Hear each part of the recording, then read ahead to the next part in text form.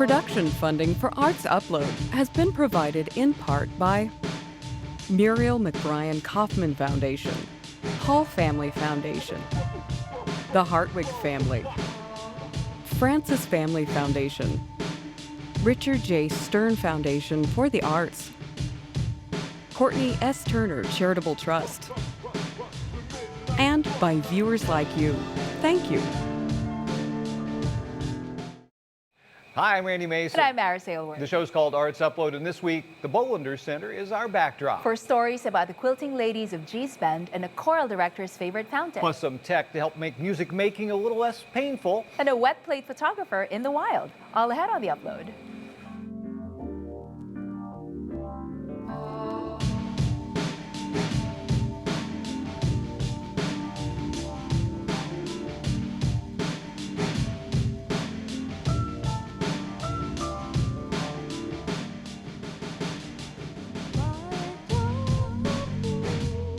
There are quilters, and then there are the amazing women who sew quilts in Gee's Bend, Alabama. You may already know the story of how their work went from unknown to highly collectible, shown in museums and galleries all over the world. This spring, some of those quilts and two of their makers came to Kansas City, thanks to a pair of parishioners from the Country Club Congregational United Church of Christ. Producer Ashley Holcroft looks in on this colorful cross-cultural collaboration.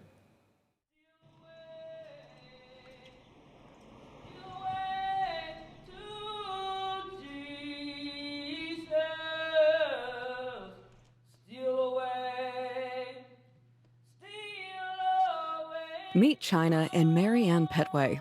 Though not related, they're direct descendants of slaves brought to Gee's Bend, Alabama in the 19th century. No bigger than 3 square miles, and at last census, fewer than 300 people. No roads or stores, just a post office. But this isolation was no hedge against history's grasp. From the quake of emancipation to the trauma of having their soul ferry burned as punishment for attempting to vote. Their story is one of resilience, faith, and creativity. But the story of how these ladies got to Kansas City for the weekend is more a story of mystery, gumption, and friendship. And it all started with Jean Ayers. I'm a retired physician who's sewed all her life and began quilting in probably the year 2000 and joined the Blue Valley Quilters Guild and found a group of friends that I found very meaningful. And I learned that anything with a needle and thread is very common ground for women to be friends. And I began to be interested also in history of Kansas quilts, if there was something peculiar to the state of Kansas. Found out with Kansas Quilt Study Group that there really wasn't a quilt that was peculiar to Kansas because there was no cotton grown in Kansas. And so by the time the train brought the cotton, they brought the quilt patterns too.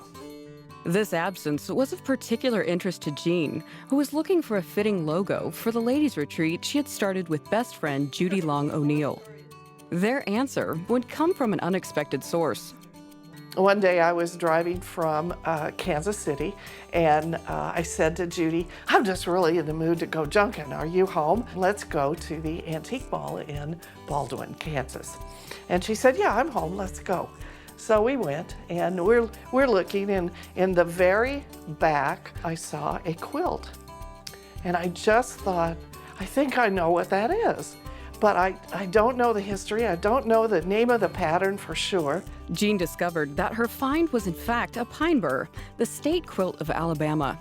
And when I began to look about the history, there was a woman whose name was Loretta Petway Bennett, who had written the instructions on the pattern for the Alabama archives.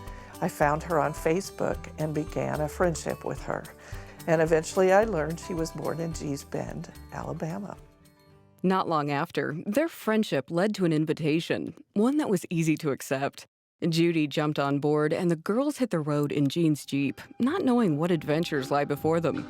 It was bow and arrow season and all the guys in the restaurant were in camouflage and we're in there ordering a salad and they're eating racks of ribs and drinking beer.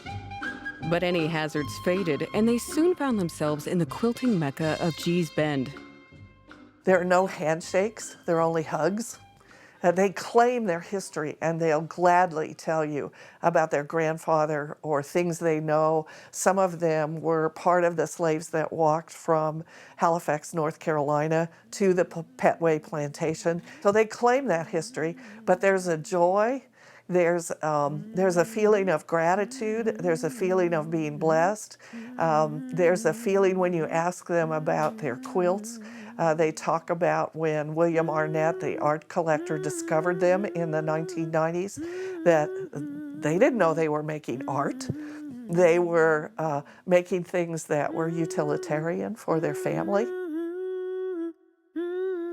And the trip to Gee's Bend suddenly wasn't as focused. I mean, I remember to ask about the pine burr, but it became so much more about the experience of the ground and the people and the friendship and their life and understanding the relationship to plantation times and civil rights. And it just became an amazing experience, not a history trip. Their 2013 tour included several stops and wonderful hospitality. And when their time came to a close, something had changed. We got in the car and we began our long drive back. And I remember that was the quietest part of our trip. We didn't say anything for a long time because it was a very, very moving experience. And we had plans to stop along the way, and it just didn't seem important on the way home. It was soon after that Jean and Judy had an idea. Their church is involved in a regional organization devoted to racial and economic equality, More Squared, and having the Gee's Bend ladies come and share their stories would be a perfect fit. The idea was picked up. Other parishioners and volunteers joined, and early in April, it all came together.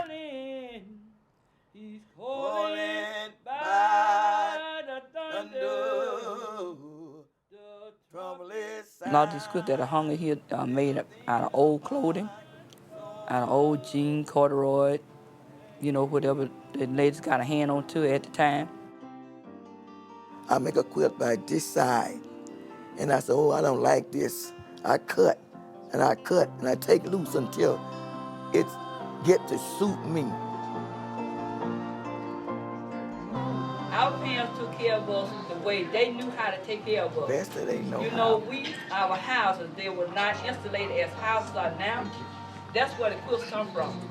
You know, they made the quilts to put on the floor because we had to lay on the floor. We didn't have no beds to lay on. So Mama had to make quilts. When we tell y'all our story, we don't be telling for nobody to feel, we don't want you all to feel sorry for us. We just be telling to let you all know where God had brought us from and what he doing for us and how he had opened up doors and made ways for us. Gee's Bend is on the map now. Part of the experience for me and for Jean was the gift of the stories that were shared with us. Because people that were attending also didn't realize the impact it would have. The quilts were the catalyst for getting us together. So we're surrounded by art and the handwork of these women. And then you realize that you're into much bigger a story than that, which is the story of the quilt.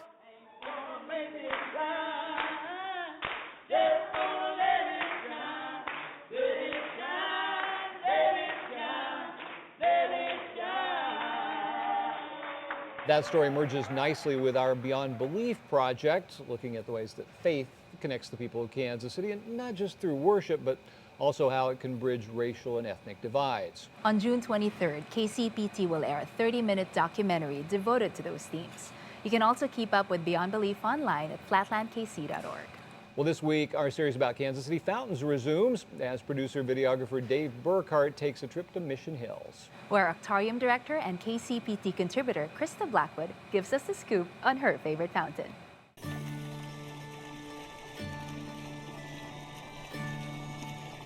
It's called Swan Fountain. I discovered it in the early 2000s when I was in this neighborhood to deliver a CD of a church service to a congregant. And I saw this and I stopped. And I spent an hour here just sitting here imagining what could be possible in ancient times. I am a leader of a group of 8 singers. There are 8 pillars, and that seemed like kismet to me. It's the whole space, and it's how they've set up these stairs as if they're expecting a performance here, as if they're expecting something to happen here. I imagine a procession, and a larger choir than my 8, a 60-voice choir up there doing something beautiful with chairs filling this whole grass area.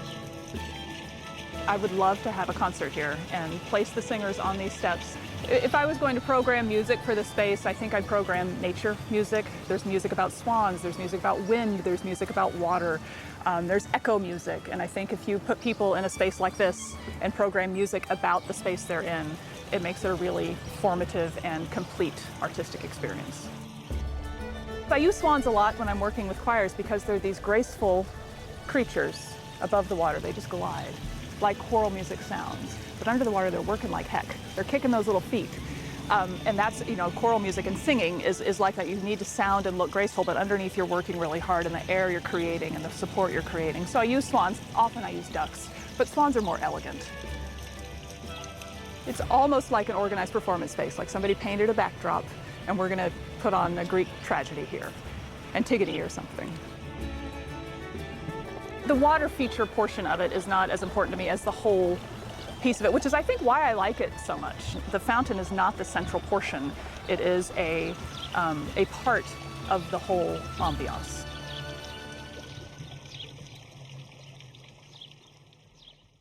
We had to catch Krista quickly for that. She and her family leave at the end of June for a new job in Morocco. I hear she has reserved the right to choose her own favorite fountain over there as well. Best of luck, Dr. Blackwood. Well, this next story also involves people who help get music made and sometimes suffer for it. Symphony and choral conductors can develop rotator cuff and other repetitive motion maladies. But thanks to the innovative folks at the UMKC School of Computing and Engineering, help is on the way. Brad Austin and Mike Sherry show you how health and art come together in a most unusual way.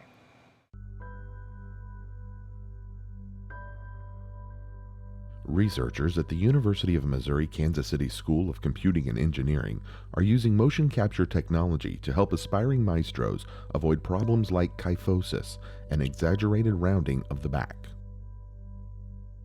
Conductors are constantly trying to avoid rotator cuff injuries in their shoulders, injuries in their back, injuries in their neck, injuries in vertebrae, and anything that can be a postural injuries can become very costly and debilitating, and the worst case scenario could be prevent them from continuing their career. My background's in mechanical engineering. We study movements, we study forces.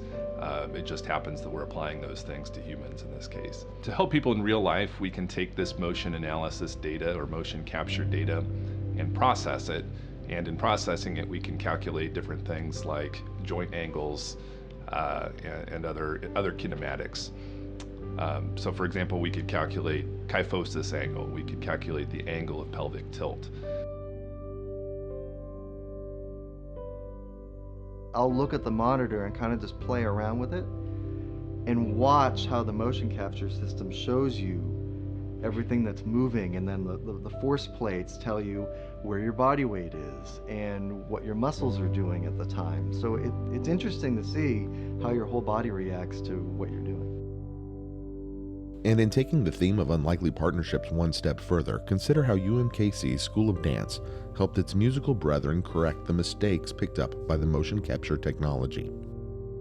Well, one of the things that Greg and I talked about is the kyphosis angle had changed. So, and that was something that we were looking at very closely because that is something that plagues a lot of people, and in particular a lot of conductors.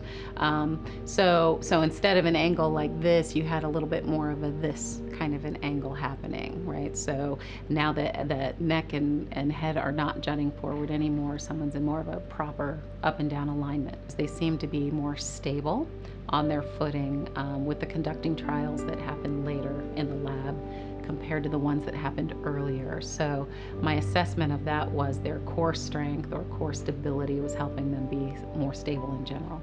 The reality of the motion capture data for me is a quantitative opportunity to really synthesize what they are in fact doing scientifically and from a concrete cerebral viewpoint, and can give us the ability, allow us the ability to measure improvements that we think are happening, but this has been a really great way of knowing that the course that we're going down actually is of benefit, not just of metaphor.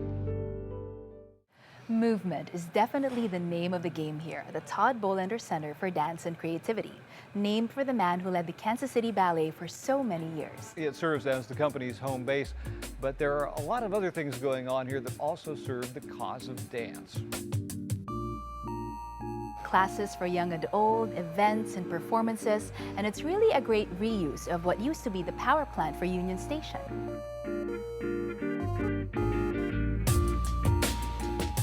Here on Arts Upload, we not only show you great stories close to home, the ballet will be performing Rite of Spring at the Kaufman through May 15th, but also stories from around the country.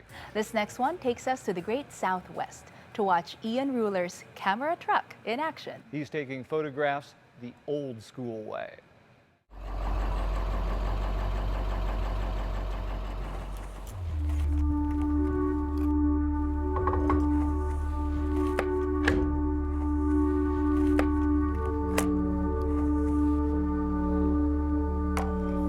Photography, it's like a passport to the world, and this truck has opened up so many doors, and it's allowed me to meet so many people, and it's like a big magnet, and it brings stories to you, and it also gives you an excuse to travel and see the world. The minute I stepped in here, it made sense. It's like, of course you built a camera where you see the world upside down and backwards.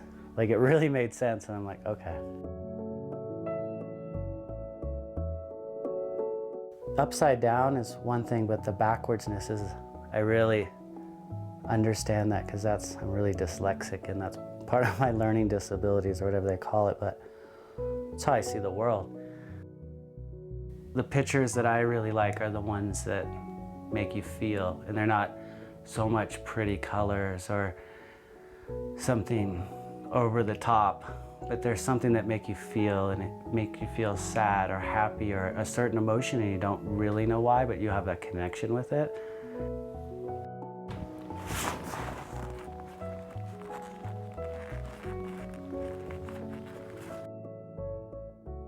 Why I chose the wet plate? I think it was out of necessity, because I'd been working in the digital medium for a while, and they didn't get rid of all the film, but Kodak and Fuji and these companies started going out of business or discontinuing film, and a piece of me got discontinued at that point. And when I learned about wet plate, I learned that I could make my own film, and at that point no one could ever take that away from me. It's interesting with photography, I'll literally dream about photos, and I'll see them in my head, and then as I'm driving down the road, it's almost like deja vu, where I'm like, I've seen that before, or this strikes something in me, and then I'm like, that's what I want to photograph. When we're shooting out in the elements, you know, just a little bit of wind will shake the camera, and nature creates all the beauty, but it also gives us the most adversity and the most challenges. So you just have to be patient. That's the big lesson in photography, is being patient.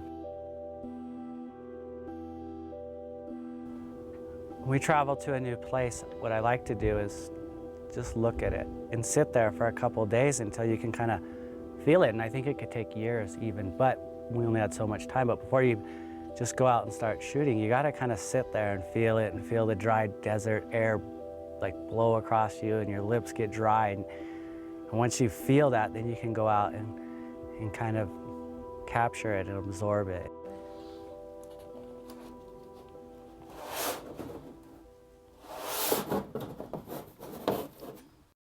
This one actually worked out pretty easy, but I had looked at it for over a week, and I kind of had it figured out. We just had to wait on the wind and the wind to stop, and then we showed up at the right time, and it worked.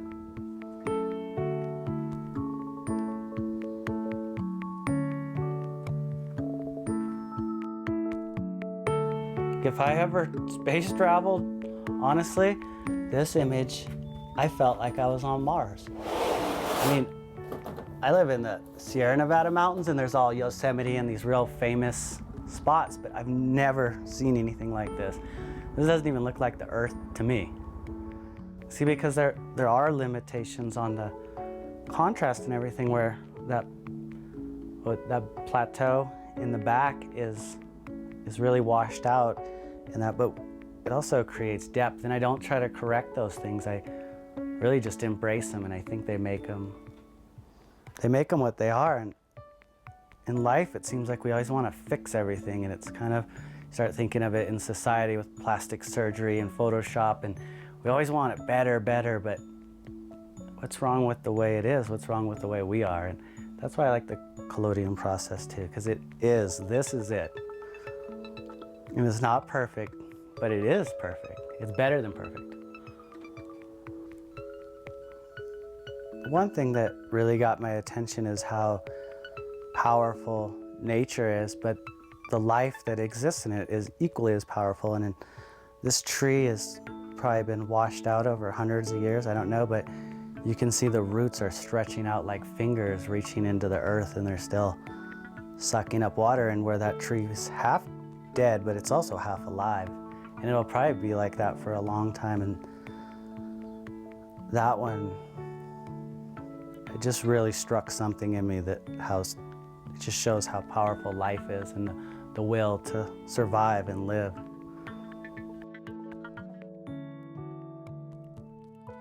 This house really drew me in because it's kind of like a broken dream.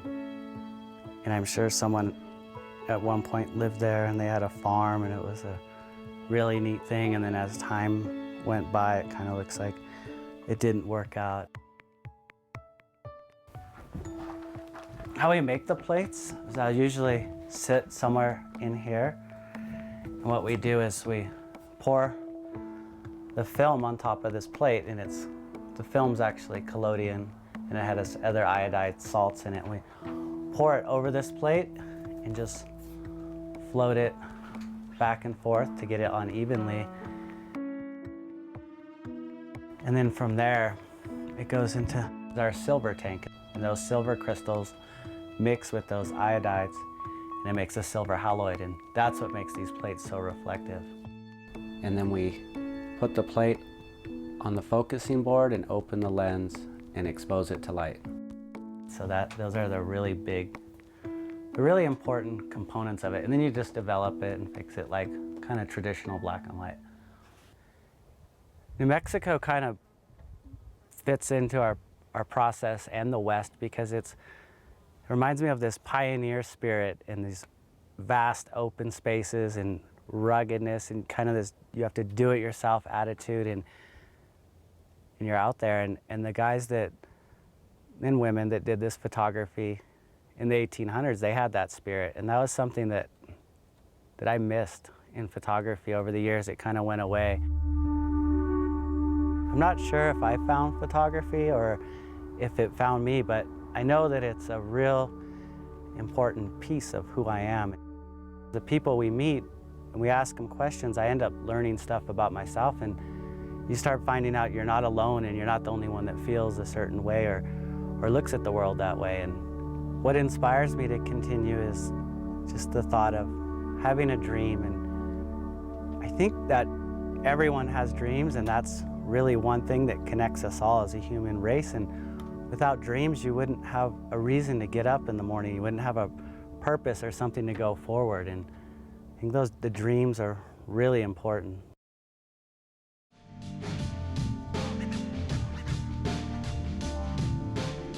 So fountains, photographers, quilters, and conductors. Looks like another Arts Upload has hit the end of the line. But we'll be back next week with a visit to the rabbit hole and stories that center around movies. Till then, from here at the Bollinger Center, I'm Randy Mason. And I'm Maris Aylward. Thanks for watching.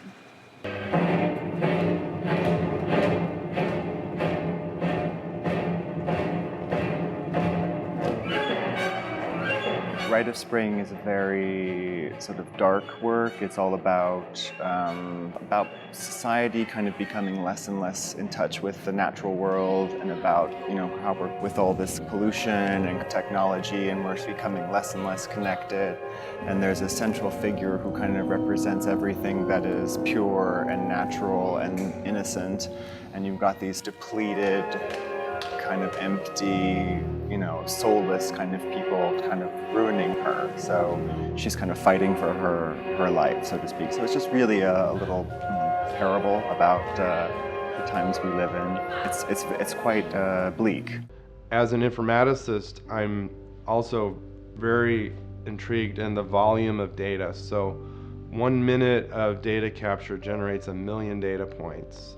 And you can imagine the opportunities to improve how we can analyze that data. And then if we can start to connect that with data derived from our clinical settings and look at which performance patterns correlate with more effective outcomes, that's a huge opportunity for informatics at UMKC.